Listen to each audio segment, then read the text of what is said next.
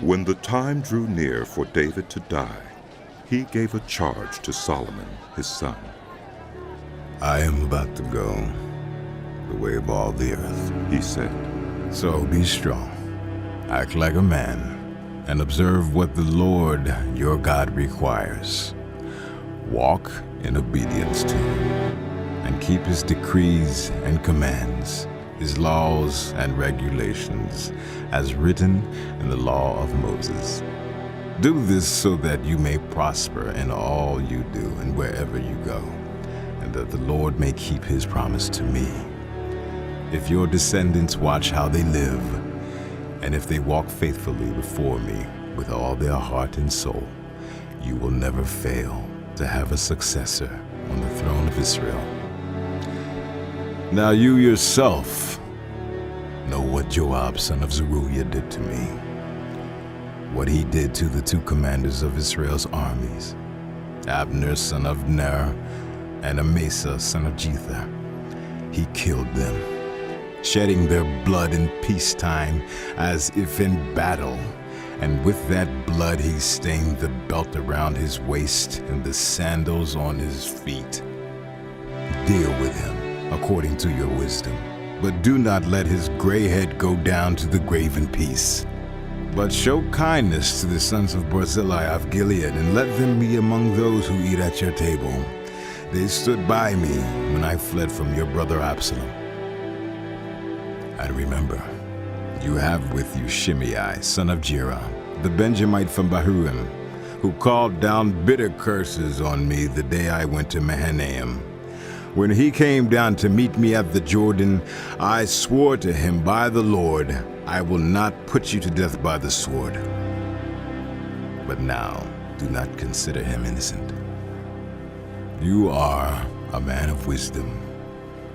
You will know what to do to him. Bring his gray head down to the grave in blood. Then David rested with his ancestors and was buried in the city of David. He had reigned 40 years over Israel, 7 years in Hebron and 33 in Jerusalem. So Solomon sat on the throne of his father David, and his rule was firmly established. Now Adonijah, the son of Haggith, went to Bathsheba, Solomon's mother.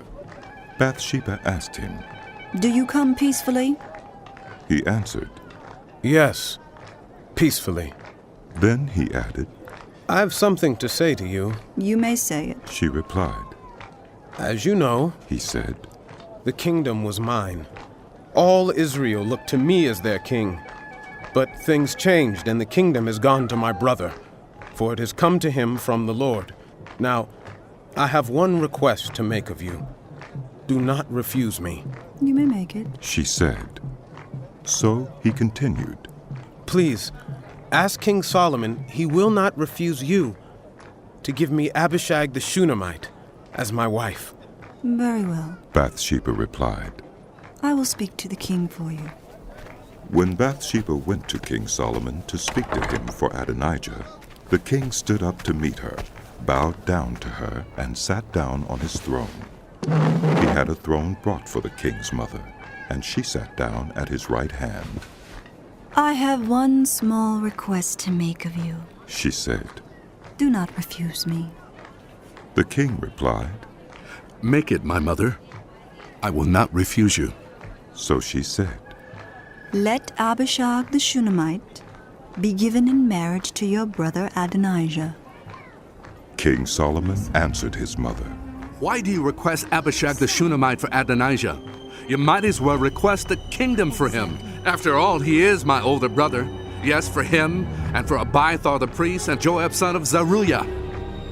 Then King Solomon swore by the Lord, "May God deal with me, be it ever so severely, if Adonijah does not pay with his life for this request.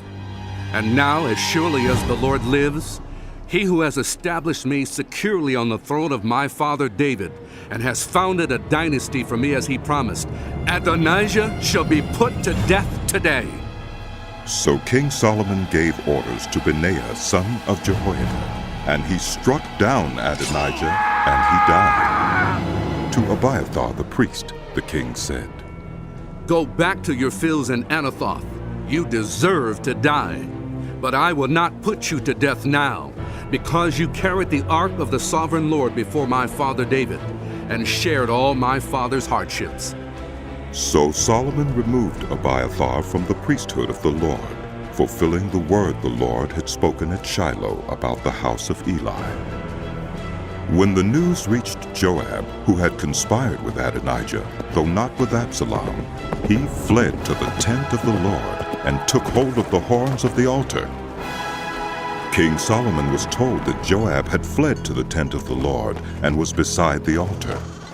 Then Solomon ordered Benaiah, son of Jehoiada, Go, strike him down. So Benaiah entered the tent of the Lord and said to Joab, The king says, come out. But he answered, No, I will die here. Benaiah reported to the king.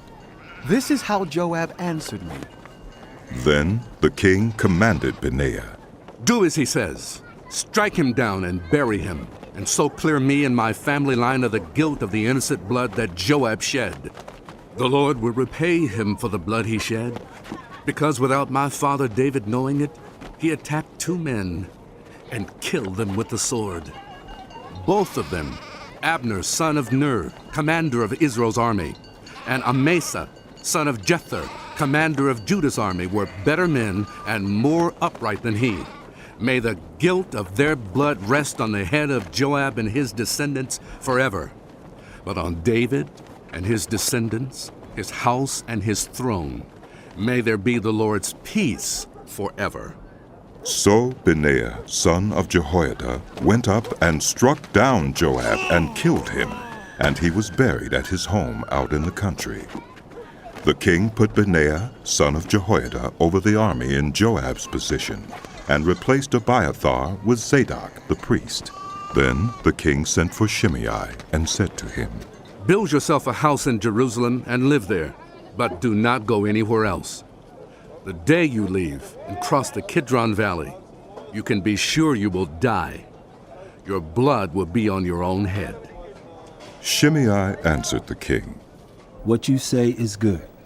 Your servant will do as my lord the king has said. And Shimei stayed in Jerusalem for a long time. But 3 years later, 2 of Shimei's slaves ran off to Achish, son of Maacah, king of Gath, and Shimei was told, Your slaves are in Gath. At this, he saddled his donkey and went to Achish at Gath in search of his slaves. So Shimei went away and brought the slaves back from Gath. When Solomon was told that Shimei had gone from Jerusalem to Gath and had returned, the king summoned Shimei and said to him, Did I not make you swear by the Lord and warn you on the day you leave to go anywhere else you can be sure you will die?